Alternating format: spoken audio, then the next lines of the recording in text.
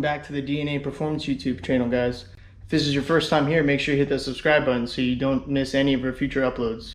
So in this video, we're going to show you the teardown of our 1978 Camaro, the Z28. I'd say that body mount's destroyed. The Logitech's still there. Oh yeah. Alright, so let's do the other side. Here you go. So everything's disconnected, headers are disconnected but hanging, exhaust is off, doing the body mounts now, brakes are all undone, transmission linkage. Oh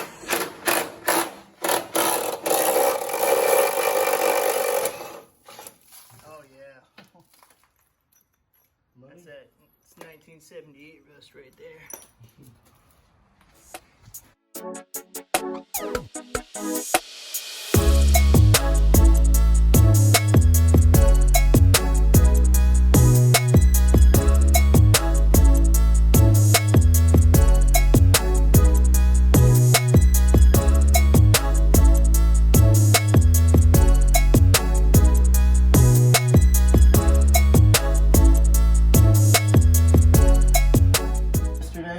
We got the subframe out of the car. We yanked the 700 R4 and the 350 out. We got that on standby for some turbo money or Trying to sell it basically. So yeah, all this is going to get redone. Weld up all these holes that we're not going to use, the heater and then the blower motor, all whatnot. Subframe's going to be sent off once it gets stripped for powder coating or sandblasting and powder coating. Yep, going to get nice and shiny black. Go ahead and install the solid aluminum mounts. Put that back on for more rigidity. We took the frame out, took the engine and trans, sold the engine and trans, sent the frame back to powder coating, and just recently got it back. I already assembled it. I didn't film any of this, but we put the CPP upper and lower control arms.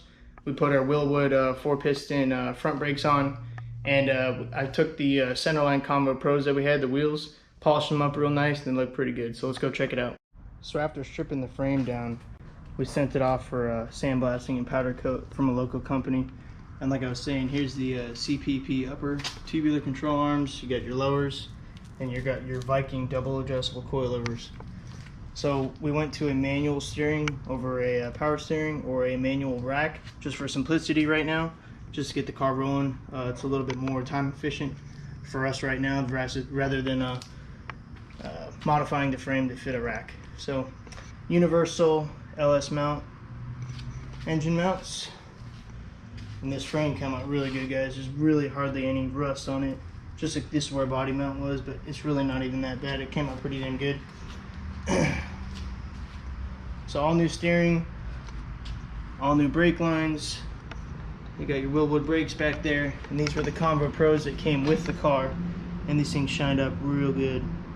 So they might not be permanent wheels for the car, but they're good for the time being. So here's the rear end we got. It's just a regular GM 10-bolt 8.5 gear, and it was a drum brake car, but we took S10 brakes. I think it was a 97 S10 and swapped it over to disc brake conversion. I think these are what are they, Stop Tech braided lines, all new hard lines everywhere. Whole car's got whole new hard lines. These are split mono leaf springs we're going to be running on the rear. And then I actually just picked this up the other day. It's our regular old Grant GT steering wheel. We got a lightweight race column, weighs about 3 pounds, and I just went ahead and polished it up real quick. Came out pretty damn good. So along with our mono leafs, we got our CalTrack bars, our traction system. So these are adjustable. This mount goes to the leaf spring, and this goes up to the front shackle of the opposite side of the leaf spring, or spring perch on this side, I should say. And then Viking dual adjustables in the rear. We got our spacers for the mono leafs because our car originally came with multi-leaf springs instead of singles. So we had to run a spacer and weld those in. The U-bolts, these are solid bushings.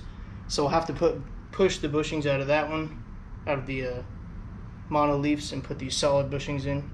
And these are the Delrum Global West Products shackle kit that they sell for the mono leafs. Keeps everything really nice. And these things have very little rolling resistance, so the car will separate like you want to get traction. Here's your Speedmaster 12-gallon fuel cell. It's either 12 or 15, I can't remember. But we actually kind of got this almost for free. I think we paid like 15 bucks for it on Summit Racing. After we bought a bunch of stuff, it was like a deal they had. Spend like $1,000 you get like a $100 gift card or discount or something like that. Over here, we got both our car keys, driver and passenger. And these are the low car mounts that mount into the car. And then these are the Summit Racing, I think they're, I want to say that they're universal brackets or something like that. But I had to make them work, had to cut them up a little bit, drill new holes, but we got them lined up pretty well. But this is the car, guys. Right? So it's pretty stripped right now. Haven't done much with it other than the notorious second-gen Camaro dash rod. So all of this metal had to be replaced. And then same thing for the other side. But other than that, it's really not that bad anymore, I should say. Open it up. We got a 10-point pre-bent cage from ART, Applied Racing Technology, over here in Tampa. And then this car, we did have to do the floor pans. So driver side, front, rear, and then passenger side, the whole thing. Sorry if it's a little messy, but still in the process of tearing it up. So this is where the turbo comes in our Turbo LS Swap Camaro. It's a VS Racing 7875, it's the next gen. It's a 125 AR back housing, so this thing should spool it pretty well and maintain power up to high RPM. And we got it with the 50 mil wastegate and the 50 mil blow off valve.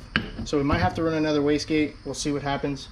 Might not have to, because we do plan on running Flowtech headers, so they're forward facing turbo headers, so they should flow pretty well. So we might not have to use 2 blow off valves, only 1. We'll see. So there you have it, guys. It's a little walk around the car, the Z28, our new project, and some of the parts that we're going to be using to to make it go down the track. So still have a lot of parts to get. Still going to cost a lot more money, but we're going to get there. Make sure you give us a thumbs up if you like this video. Don't forget to comment below what we could do better next time for better content for you guys. And don't forget to subscribe to the channel and help us support our passion. Thanks, guys, and we'll see you in the next video.